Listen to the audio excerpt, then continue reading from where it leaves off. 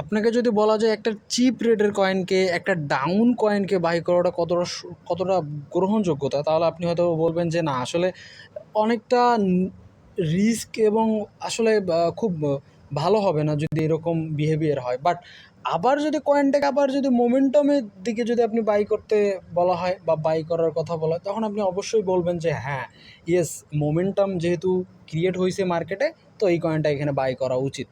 তো আমি নর্মালিভাবে এই টোকেনটা নিয়ে একটু কথা বলবো, বিডিসি নিয়েও কথা বলবো, ওভারঅল যেটা বলেছিলাম বিগত ভিডিওতে। তো দেখুন, এই টোকেনটাকে আপনি যদি বাইং করতে চান, তাহলে আমি বাইং বলবো না, অ্যাজ এ ইনভেস্টমেন্ট কোয়ালিটিতে করতে পারেন। বিকজ ট্রেডিং সেক্টরে আপনি এখানে কোনো স্টাডি গেলেই পাবেন না।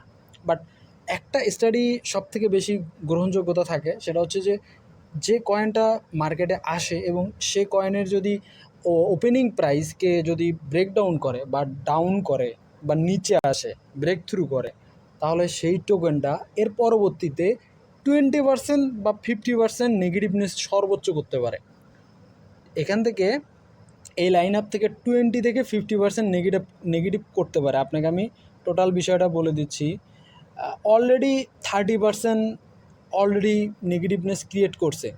তো বেসিক্যালিভাবে 30%, আমি 20% গড় হিসাব করে ধরলাম, এরকম বিহেভিয়ার করে থাকে ওভারঅল।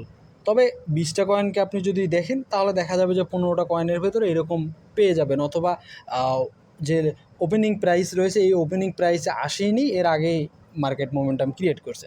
তো সেক্ষেত্রে আপনি যদি এই কয়েনটাকে বাইং করতে চান, তাহলে কীভাবে বাইং করতে পারেন এবং এখানে কতটা রিস্ক রয়েছে কয়েনটা বাইং করার জন্য। অবশ্যই এরকম নতুন কয়েনের ভেতরে বাইং করা রিস্ক 100% রয়েছে, তবুও রিস্কের আপনি যদি প্রফিটে কনভার্ট করতে চান, তাহলে অবশ্যই এখানে পার্ট বাই পার্ট ইনভেস্টমেন্ট করতে হবে, বাইং করতে হবে। তো প্রথম দৃষ্টিকোণ অনুসারে আমি এটাকে বলতে চাচ্ছি যে 70-75 একটা বাইং জোন আপনার জন্য বেটার অপশন থাকবে। তবে আমি মনে করি হয়তোবা 50 এটা ব্রেক থ্রু করতে পারে, এটা 50 ব্রেক থ্রু করতে পারে, এটা আমি মনে করি। আর এইটা আর্লি বাইং হয়তো কিছুটা হইতে পারে, এইটা আর্লি বাইং হইতে পারে, বাট এটা রিকভার করবে এবং যখন রিকভারি করবে দেন তখন কিন্তু আপনি এইটাকে এরকম পাবেন না। তবে মোস্ট অফ অল একটু রিস্ক এখানে রয়েছে। তবে হ্যাঁ, রিস্ককে গেইনিং অপরচুনিটিতে কনভার্ট হবে, এটার জন্য আপনাকে একটু ধৈর্য ধরতে হবে। আপনাকে আবারও বলি, ধৈর্য ধরতে হবে। অ্যান্ড লাস্ট যে আপডেটটা আপনাকে বলি, এখানে যতটা টাইম স্পেন্ডিং করবে অ্যান্ড এই যে লাইন আপটা যখন ক্রস করবে, দেন ক্রস করবার পর আপনাকে আর পিছু তাকাতে হবে না, নেগেটিভনেস বা যে কোনো কিছু আপনাকে তাকাতে হবে না।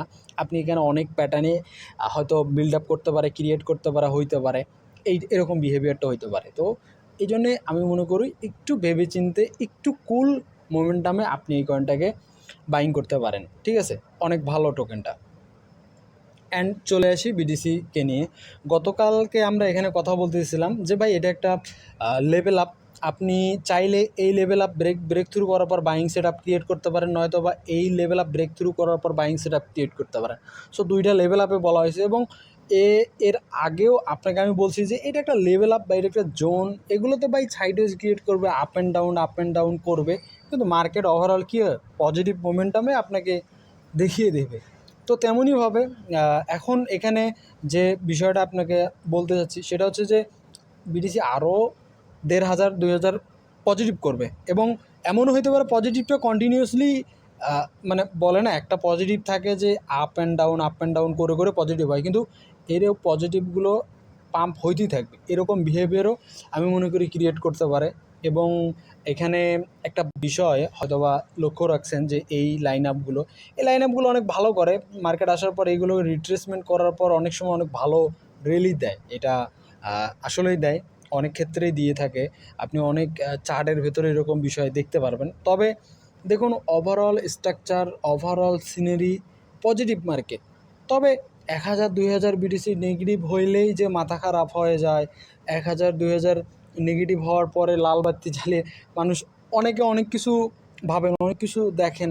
তবে আমি মনে করি ক্রিপ্টো মার্কেটে আপনাকে আরও অপরচুনিটি দিবে এবং রাখবে। আজকে গল্প করতেছি 65,000 বিটিসি, দেখবেন 2 মাস পর এটাই 80,000-এ বিটিসি চলে যাবে। বাট তখন কিন্তু এরকম কোনো কিছুই আপনার থাকবে না, বলার থাকবে না, মানে কোনো কিছুই করতে পারবেন না, কারণ যদি আপনি না কিনে রাখেন। দেখুন প্রাইস কখনো কোথাও স্টেবিলিটি করবে না যে এখানেই থেমে থাকবে, এখান থেকেই আকাশে যাবে, এখান থেকেই বাতাসে, এমনটা না। প্রাইস এখানে যাবে, ডাউন হবে, আপ অ্যান্ড ডাউন করবে, আবার নিচে আসবে, আপ অ্যান্ড ডাউন, এমনই করবে।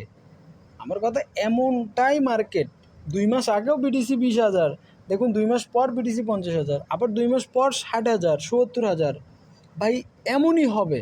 বাট এর মাঝে যখন বিটিসি নেগেটিভ হইল, লেভেল আপ, সাপোর্ট লেভেল আপে আসলো, সে সময় আমাদেরকে ইনভেস্ট করতে হবে, বাই করতে হবে এবং ধৈর্য ধরতে হবে, কিছুটা সময় দিতে হবে। পৃথিবীর বুকে সবথেকে সহজ এবং রিস্ক মুক্ত যদি কোনো বিজনেস থাকে, ক্রিপ্টোটাই আছে। হ্যাঁ, ক্রিপ্টোই আছে রিস্ক মুক্ত। এই কারণে বলতেছি, আপনি সেল না দিলে ভাই লস নেই, আপনি সেল না দিলে লসেই নেই, বিষয়টা এরকম। তো ধন্যবাদ, ভালো রাখেন। হয়তো আমি নিজেই অসুস্থ হয়েছি, গরমে হয়তো জ্বর আসছে এরকম মনে হচ্ছে, তারপরেও দোয়া করিয়েন, ভালো থাকেন এবং মার্কেট ভালো। আমাদের পাবলিকই গ্রুপগুলো, পাবলিকই সিগন্যাল ফলো করেন, পেইডে আসলে আসেন, নো ম্যাটার, বাট ফলো করেন, যা করেন ভাই ধৈর্য ধরে কিনে রেখে দেন। দেখবেন যে 1 সপ্তাহ পর, 7 দিন পর, 10 দিন পর দেখবেন যে একটা ভালো মুনাফাই দেখতে পারবেন আপনি।